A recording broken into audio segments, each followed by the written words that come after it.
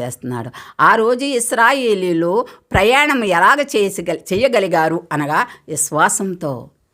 మోషే మాట ప్రకారంగా దేవుడు మాట్లాడిన విధానాన్ని బట్టి, వాళ్ళకి నమ్మకాన్ని బట్టి, వాళ్ళకి కలిగిన విశ్వాసాన్ని బట్టి వాళ్ళ అరణ్య మార్గంలో సురక్షంగా, సంతోషంగా, ఆనందంగా ప్రయాణం దేవుడు వాళ్ళకి ఏ లోటు ఉంది? ఏ లోటు లేదు. ఈ రోజుల్లో, ఈ కాలంలో మనము కూడా ప్రభువుని నమ్ముకుని అది లోటు, ఇది లోటు, అది సంపాదించలేదు, ఇది సంపాదించలేదు అని మనం ఎంత మాత్రం ఆలోచించొద్దు.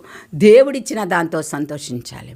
దేవుడు మనకు అనుగ్రహించిన దానితో తృప్తి పడాలి. దేవుడు మనల్ని దీవించిన దాన్ని బట్టి మనం అభివృద్ధి నొందాలి. దేవుని విశ్వాసంతో మనకిచ్చినదే సాలు అని నడవాలి ప్రయాణంలో. అరణ్య మార్గంలో ప్రయాణం ఆనాడు చేశారు. ఈనాడు కూడా లోకమనే అరణ్యంలో ప్రయాణం చేస్తున్నాము. అది కానాను వరకు, దేవుని రాజ్యం వరకు. దేవుని ఒక వాక్యాన్ని జాగ్రత్తగా